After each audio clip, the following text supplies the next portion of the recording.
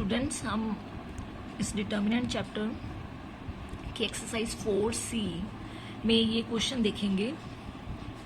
हमारे पास क्वेश्चन है, if P Q R are not in GP and the value of this determinant is 0, then prove that P alpha square plus 2Q alpha plus R equal to 0। हमें ये दो conditions given है।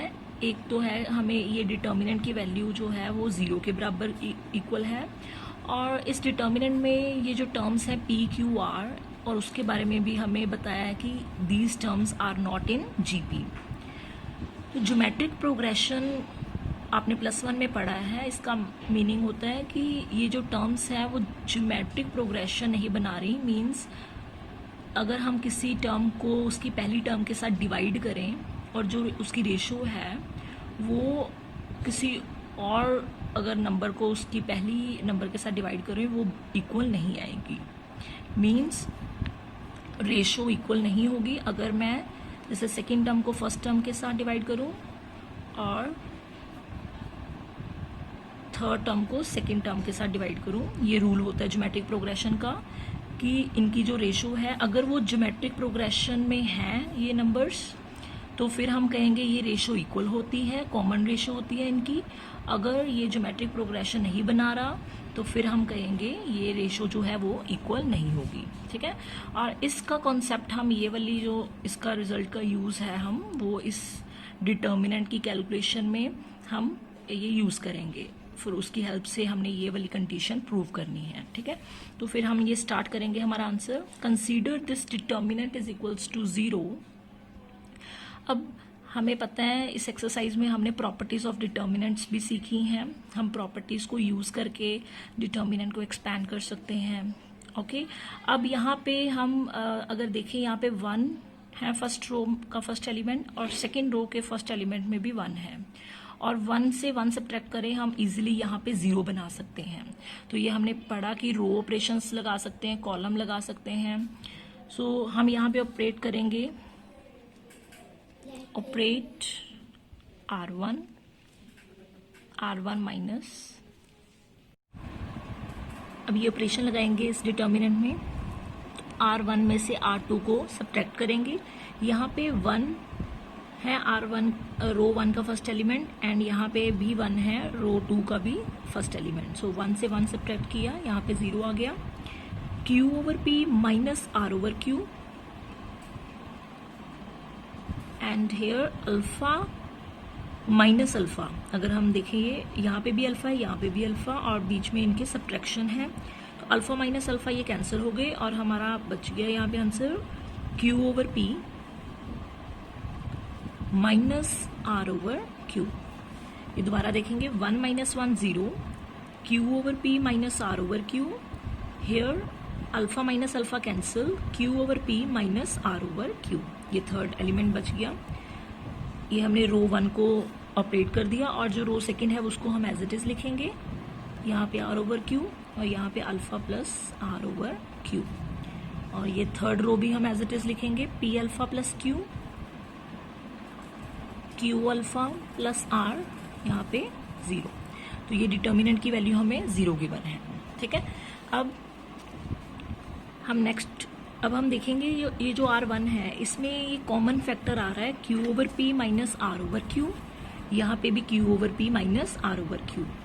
तो यहाँ पे 0 है, तो पूरी रो में ये जो एलिमेंट है, इस पूरी रो जो है इस एलिमेंट के साथ मल्टीप्लाई हो रही है। ये भी हमने प्रॉपर्टी में पढ़ा कि अगर कोई फैक्टर कॉमन है या कॉमन फैक्टर के साथ कोई रो के एलिमेंट्स मल्टीप्लाई हो रहे हैं तो हम उसको कांस्टेंट को बाहर निकाल सकते हैं, k टाइम्स लिख सकते हैं। तो हम लिख सकते हैं take this factor common from R1 से हम ये फैक्टर पूरा कॉमन निकालेंगे, क्योंकि 0 में से अगर कॉमन निकालें तो 0 के नीचे डिवाइड हो जाएगा, और 0 divide by something that is 0। तो हमारे पास ये P over Q minus R over Q over P minus R over Q, this factor is common, and there is 0 inside the determinant, and there is 1 क्योंकि हमने ये पूरा factor common निकाल लिया, और यहाँ पे 1 मल्टीप्लाई हो रहा है तो 1 के साथ तो हम 1 राइट करेंगे और यहाँ पे भी हमारा जो आंसर है वो 1 बच जाएगा। और फिर हम इस रो सेकेंड को एज इट इज़ राइट करेंगे एंड सिमिलरली रो थर्ड को भी एज इट इज़ राइट करेंगे और ये डिटर्मिनेंट इक्वल टू 0। अब यहाँ पे हम एक स्टेप में और यहाँ 0 बना सकते हैं, यहाँ पे 1 है और यहाँ पे भी 1। सो अगर मैं कॉलम 2 में से कॉलम थर्ड को सब्ट्रैक्ट करूँगी तो यहाँ पे हमारा 0 आ जाएगा, क्योंकि हमने डिटर्मिनेंट की प्रॉपर्टीज़ में ये देखा कि हम साइमल्टेनियसली रो ऑपरेशन या कॉलम ऑपरेशन हम ये डिटर्मिनेंट में लगा सकते हैं। तो हम यहाँ पे ऑपरेट करेंगे C2 को C2 माइनस C3, तो C2 में से C3 को सब्ट्रैक्ट करेंगे 1 माइनस 1 ये हो जाएगा 0। और ये जो कॉमन एलिमेंट है उसको हम एज इट इज राइट करेंगे, ठीक है। अब C1 as it is right करेंगे।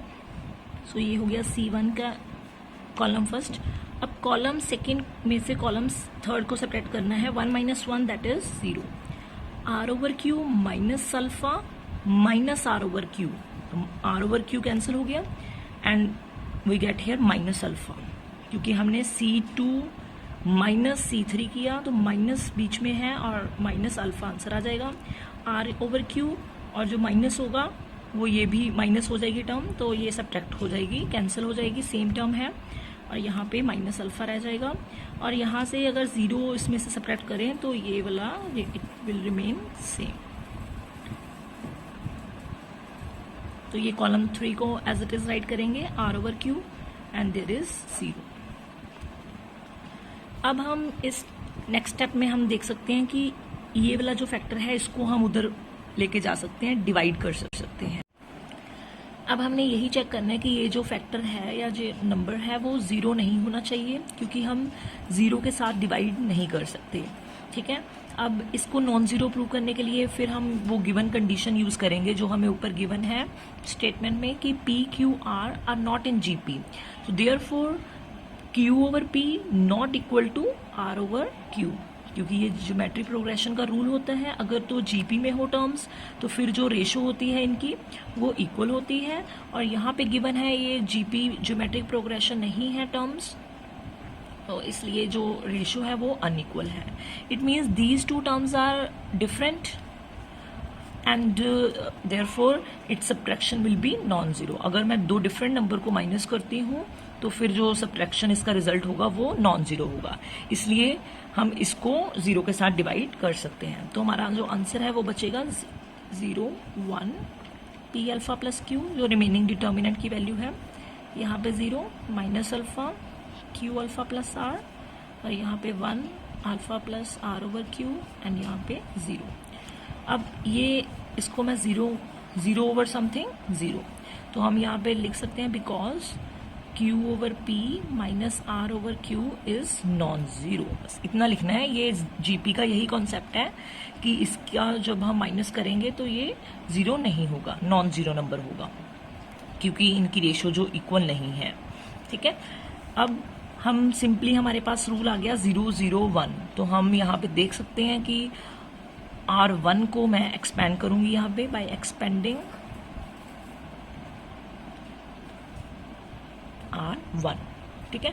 अब 0 के साथ जब मल्टीप्लाई करेंगे तो एग्जैक्ट 0 बन जाएगा, फिर 0 एंड फिर अल्टीमेट यहाँ पे 1, तो यहाँ पे ये थर्ड एलिमेंट है R1 का, सो ये डायगोनल है और यहाँ पे जो साइन होता है वो पॉजिटिव रहेगा, ठीक है।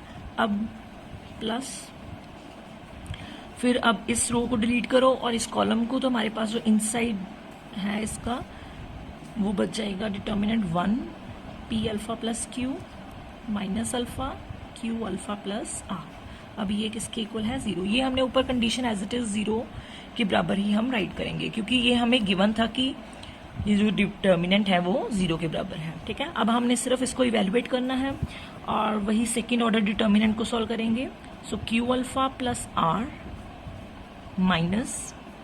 Minus this the product of these elements the diagonal. So एक यहाँ पे माइनस अल्फा है और एक फैक्टर हो गया पी अल्फा प्लस क्यू। ठीक है, अब Q alpha plus R, so minus minus plus alpha P alpha plus Q.